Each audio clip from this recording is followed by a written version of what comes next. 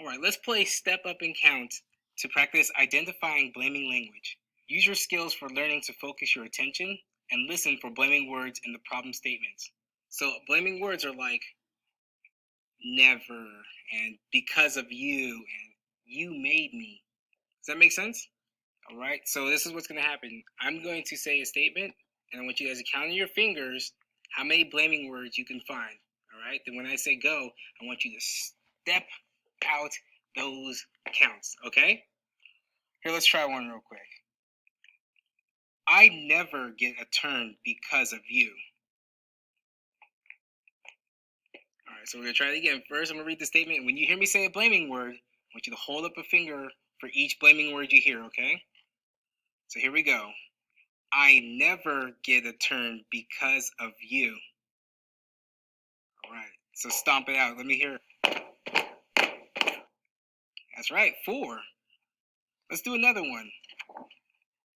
You made me miss the bus. Now I'll never get home. How many did you get? Let me hear it. Let's identify those words in that statement. You made me miss the bus. Now I'll never get home. Good, you guys are getting good. Let's try another one. She always cuts in line. I'm going to say it one more time. She always cuts in line. Very good. 1.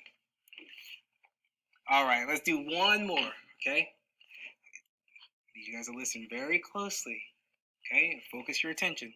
Here we go. You'll never play fair, so we always lose the game because of you. All right, stomp out how many you think it was.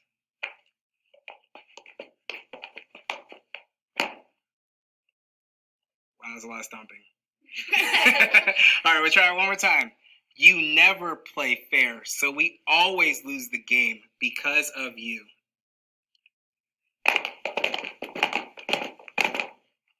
That's right, 5. Very, very good. See, when you can say a problem without blame, you're ready to solve it.